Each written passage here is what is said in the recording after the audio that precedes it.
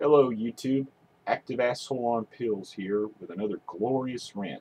I'm off my pills, off my rocker, and on the warpath. Let's go. You'll notice that I've got a new YouTube account. My old one was deleted. Uh, that was an accident on my part. I was trying to solve some Google Plus issue and I clicked the wrong thing. Again, dumbass moment on my part. But I've luckily I saved all my old content elsewhere and I've re-uploaded most of my better videos. Uh, I got a little ground I want to cover with this video. So let's go. This video is going to be building on content from one of my. It's a response video to a video made by Michael Tackett, a friend of mine on the internet. His video is entitled "The GOP is Dead?" question mark.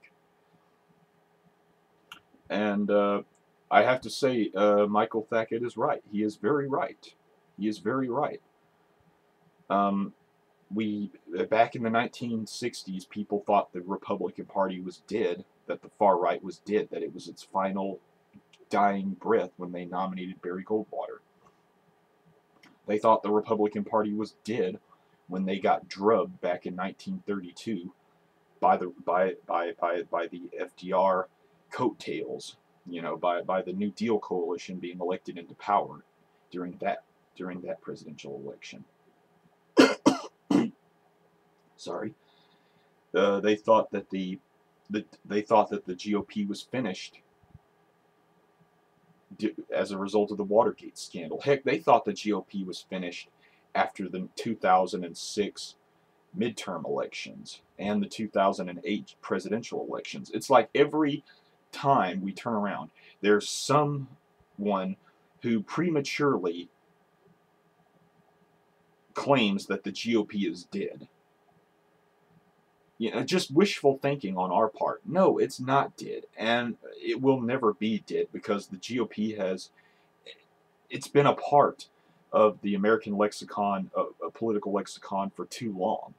There are too many millions of voters who are self-described Republicans either because of ideology or because their parents were GOP and they were raised to be GOP. And these people who claim that the Republicans are going to somehow go libertarian.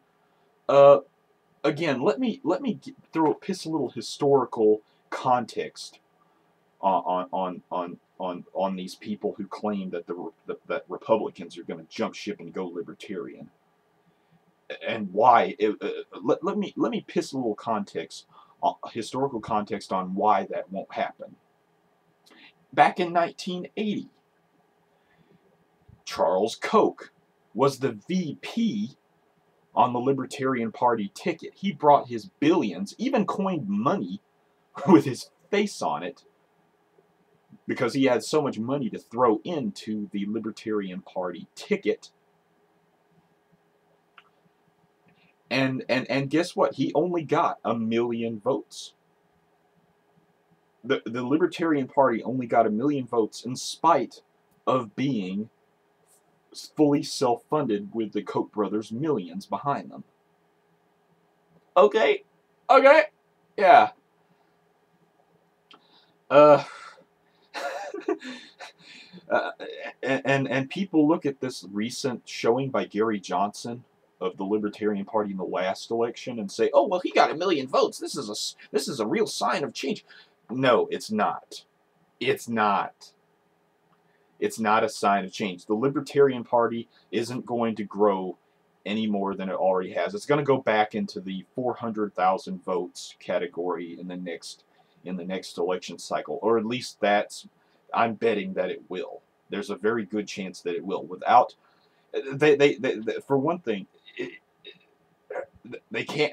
In the last couple of elections, and I do pay attention to third party politics because I started out in third party politics. I was a Libertarian Party member myself. I changed parties and ideology.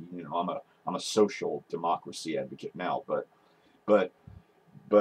if I look at the last couple of election cycles, and And the Libertarian Party, they were only able to get on the ballot in 48 and 46 states respectively in both the 2008 and the 2012 election cycles. They seem to be having a little trouble trying to get on the ballot in every state. That's another thing. Ballot access. Ballot access. Some states, and ironically, blue states, tend to have less restrictive ballot access laws than red states.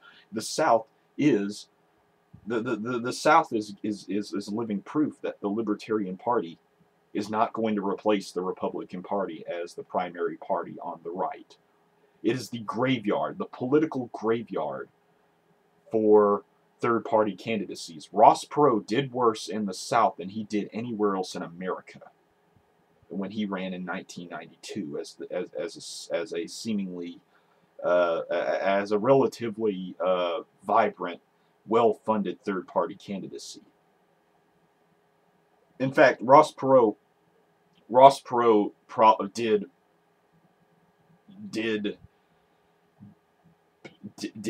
probably, I would say that Ross Perot did what Charles Koch wished he could have done as a third-party candidate. Actually, Ross Perot wasn't even a third-party candidate because the Reform Party wasn't formed until 1995. He was an independent in 1992. So there was no third-party candidacy. It was an independent presidential candidacy. But the point still stands that there are large swaths of America where third parties really have no chance in hell of winning. And most of those happen to be red state areas. So you know, so that right there is is the primary reason why that it would never happen nationally. It would never happen with the Republican Party. You would never see large numbers of Republicans moving into the Libertarian Party bracket because ballot access laws in southern and lower Midwestern states are too stringent. And campaign finance reform laws are set up in almost all of the red states in a way that make it impossible for a third party to have money left over after getting on the ballot, after paying all the filing fees, just to be able to run as an equal to their major party counterparts. So yeah, it would take decades for a viable third party to emerge. But I don't believe the Libertarian Party will ever be that party that can replace one of the two major parties. And that being said, even when libertarians decide not to vote for their third party pet project, they always go back to the Republican Party and vote for them anyway, because ultimately libertarians and Republicans have this same ideological cornerstone, this idea that freedom is based on property rights, that all human freedoms are, and all human freedoms stem from property ownership alone.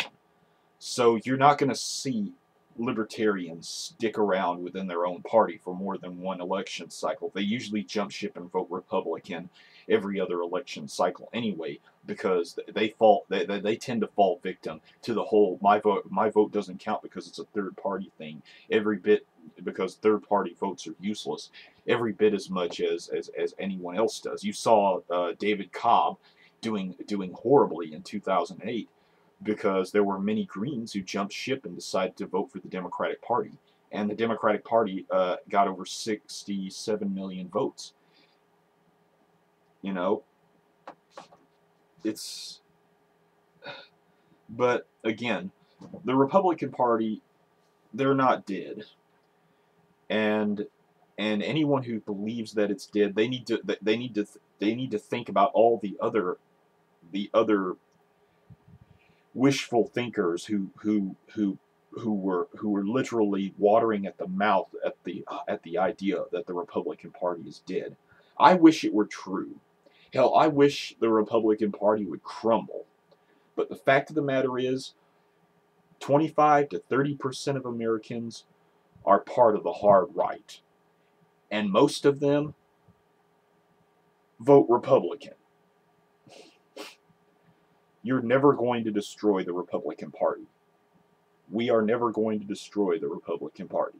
We need to realize that. The conservative movement has too much money, too many billionaires funding their think tanks. They've got too many think tanks. They got like 50 think tanks with a combined yearly budget. Well, with individual yearly budgets of over $45 million a year. They have a media message machine that runs to the tune of $500 million a year. They spend 20 times as much on youth outreach that we do with their leadership institutes and everything. Believe me, the Republican Party and the conservative movement are pretty much joined at the hip.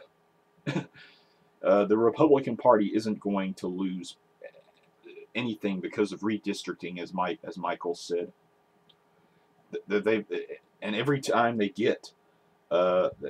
they manage to win a new state, they redistrict the living hell out of it to make sure that the districts are hyper-partisan, so that they can continue sending the same people, regardless of how low their approval rating is nationally, back to Congress. The Republican Party has become the quintessential career politician retirement home. That's it.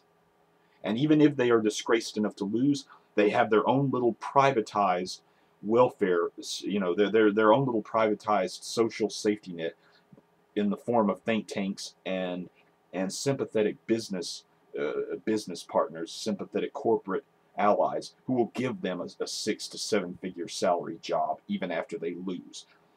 Republicans and conservatives, they never have to pay a public price, a real price for their unethical behavior, because they will always be able to fall back on their private social safety net that's funded by billionaire Koch brother money, okay? The Republican Party is not dead, and it won't be. No matter how much we want to believe it will be. We have to realize that we're going to have to deal with these people every election cycle from now on. The Republican Party, when they're out of power, the American right and the conservative movement are a breeding ground for revolutionary, reactionary, right-wing ideology. They're a breeding ground for craziness. They survive because they're able to mutate. They're like the political HIV virus equivalent. Okay? You beat them, or better yet, the flu. You beat them and they come back and they're worse every time. And the only way we're really going to, we can't hope to kill them, okay? Wishful thinking, nope. Screw wishful thinking. The only thing you can do about the Republican Party is keep them confined to the 25 to 30% bracket. The same 25 to 30% who were against FDR have always been with us. They're the same 25 to 30% that stood with Barry Goldwater, and then they're the same 35. They're the same 25 to 30% who stayed with Bush and Dick Cheney to the very end, and they are the same 25 to 30% who showed up and voted for Mitt Romney anyway. Mitt Romney got almost as many votes as John McCain or George W. Bush did. Okay, these same people are always going to show up and vote Republican. You need to get that through. All of you wishful thinkers out there need to get that through your head. You need to get it through your head.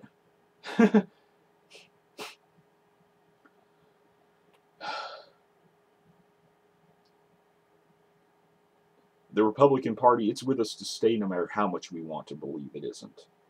No matter how much we want to believe that we can destroy them, that we can defeat them entirely, they are here to stay. And they're going to be the reality we have to contend with. They're going to be the thorn in the lion's paw, just as we are the thorn in their paw. All right. And that's my response video. And again, hope I did a good job, Bill, with this one, Mike. This one's out for you buddy.